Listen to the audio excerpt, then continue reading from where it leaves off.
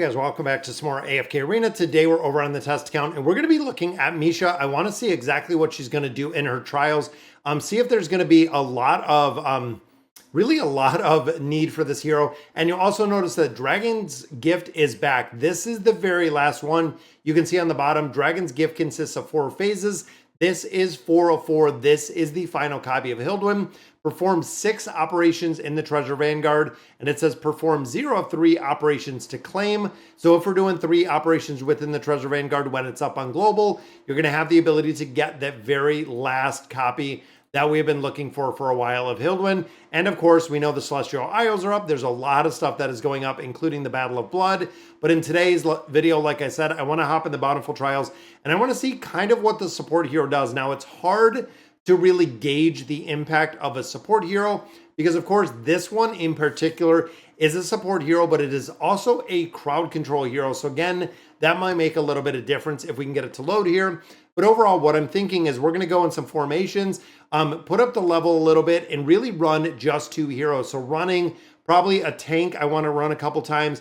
Also want to have the ability to run a damage dealer and see exactly where this is going to come out and see where the damage is going to be with this hero herself. Now, of course, crowd control, the movement of this ability or of this hero really makes me question the effectiveness of it because, of course, here we have her fully built and we have her built very, very high. So I'm almost wondering at the beginning, if we just put her in, I want to see what this does. I want to see exactly what it's going to do just with her. Now, of course, power-wise, she is right on par. Let's turn on the auto. So she stays stationary. So there we go. So that is the illusion that she casts. And you can see it looks like with the shielding ability, she's not taking any damage, but she's not dealing any damage. I don't think at all. I don't even think she does any damage. So that is kind of interesting. Yeah, I don't think she does. I mean, there's a little tiny smidge, which of course we do have the shielding out here with Sonya. There's a couple different things, but I'm almost wondering, seems like it is negligible for the damage that she is going to be putting out, which of course, again, there is some shielding. But notice in the back, Thane is back here. Thane is locked down the entire fight. Thane did absolutely nothing. No, she did no damage. Wow, I'm wondering the shielding aspect. You know what? Let's try another battle. And I just want to see if by chance that it really is that she does no damage. Because of course here we're not going to have as much shielding. But I don't think she does any. And again, you can see there are going to be some targets that are locked out in the entirety just based on kind of how she performs. And it's Athalia. So it looks like Athalia is right next to her. No, maybe Athalia's attacking. It's hard to see, even slowing it down a little bit. Now, where is Athalia? Yeah, Athalia's attacking. But again, this hero. So, all right, so baseline does no damage. Now, of course, if we're running one hero in here, she is only going to follow the one single hero. So she's not going to distribute the buffs on any other heroes, which again, she does no damage. All right, so we classified that. She does no damage. Let's put in... And I'm trying to think let's think like an Aethys. Let me drop him in here. He's in formation 4. Of course, we have to drop him out of 4, which is kind of silly. There we go. Let's put a tank in here. Now, of course, the snail is going to follow a tank because, yes, she does have a snail shell on her back. She's going to follow Aethys. Now, of course, Aethys is going to do a lot of damage. Even there's 16 million very, very fast. All right, so let's hop out. So we know at least with one hero... Let's go to 360 is going to be even. Let's go to 460. This is going to create a 100 level deficiency.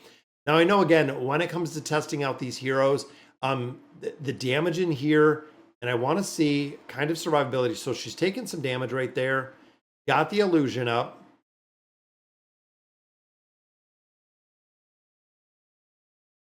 Yeah, so what does it look like for the damage on here? So 137. And again, no damage. So it does a little bit of healing. I mean, 22. And as you can see, the damage that they did, not a ton of healing overall. But I know the buffing aspect. Let's drop like a Hildwyn in here. And again, I'm kind of curious what it's going to look like. Because, of course, she's providing crowd control, guys. Hilduin just kind of burning it down. Now, I'm also wondering, so let's see. So Hilduin's at 126. Let's hop out. And again, I'm thinking, kind of wondering how we can test this. Because now what I want to do, oh, but we can't remove her. I wanted to take her out and see, because we know she's a buffer. Let me drop. I'm almost thinking, like, what is going to be similar? Let's try like a Gavis in here. Because again, this is going to be more of the mitigation. And again, the crowd control aspect in here. Because I mean, that illusion comes up pretty quick. And again, just thinking about the buffing, thinking about the hero itself, 125. So still doing a considerable amount of damage. Let's see what it's going to look like in higher level deficiencies. Let's push this to 560.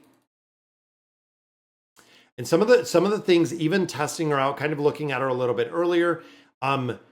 Even this one, we're going to get run over almost instantly, I'm assuming, which there we go. Yes, she does.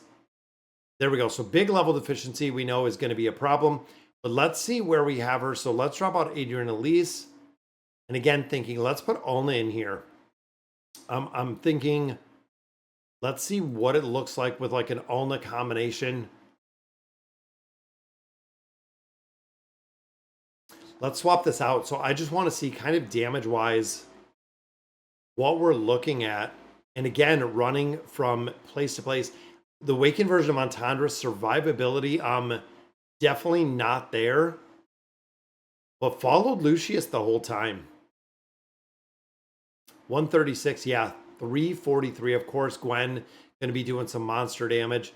Let's try some of these other heroes. I'm thinking, let's throw some tanks in here. You know what? Let's see what she'll do in some of these different formations. Now, of course, it seems like a hero like Ivan is going to be pretty big. Just for the simple fact, when Ivan's gone, the snail is not going to go back and forth with the hero. Let's see. So coming out, she goes to Shmira. Walking down here, goes to Baden. Duck on Baden. Goes to Lady Simona right there. And look at it, just diamond right around. There we go. Went to Ivan on the bottom. And there's a pretty big attack buff. So I'm almost wondering, because what it is taking away from her for the movement aspect. Because, of course, the aura that she provides. And I'm wondering with a boss mode where a target is going to be completely stationary. 364, 379, 267. Yeah, again, 0 damage. So we know that she is putting out 0 damage the whole entire time. I'm kind of curious on, let's drop another Mauler in here. Who do we got? Let's put Brutus in here. So she's going to be protected from Sophia's shield. Then, of course, she's going to go around and start that buffing process. So coming right out to the middle.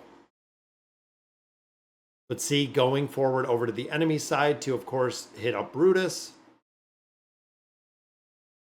And even there, Villanelle has that little shell. Now they all have the little shell except Brutus. Again, kind of out of the range there.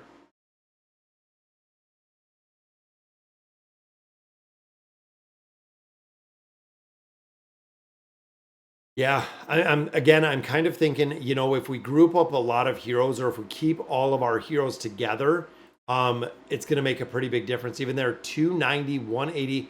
So look at the Awakened version of Sophia putting out a lot of damage. Because, of course, looking at this hero, kind of running through the skills, it's so no damage whatsoever. But, of course, right here is going to be the big thing. So damage and health loss delta reduced by 50%. Well-received healing and shield are weakened. So again, this is a pretty big debuff that she's putting out there. Takes 30 less damage. So again, this is the survivability piece that we're looking at. But then you start adding in some of this. So we have the paralyzation, again, thinking the PvP aspect, the reduction of a lot, and then looking at the glowing protection. This, of course, is going to buff the attack rating. This is going to straight add damage to the heroes. So again, this is going to make a big difference.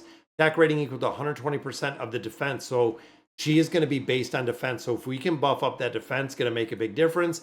And then even looking in here, crowd control aspect, but the big one is the 40. When an illusion is active, so the ultimate ability absorbs the energy lost by enemies due to paralyze and transfers the energy to allied heroes with the total damage when the illusion collapses.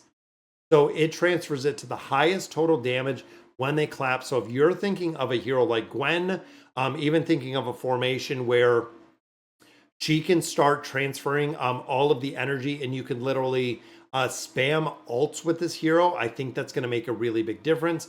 And then, of course, when we can get this up faster, the transforming of these assets, if the illusion is up much faster, is going to make a big difference. Because, of course, this goes to 7 seconds is the duration. And then the furniture reduces the time to cast it again. When you start thinking about a full battle being a minute 30, every 8 seconds, if you can get her to actually do the illusion to collapse with the energy regeneration, with the attack rating buff, every 8 seconds, this is going to be an absolute dominating hero when it comes to really building her out. So guys, that's going to do it for today's video. Let me know in the comments what you guys think. And as always, thank you guys for watching.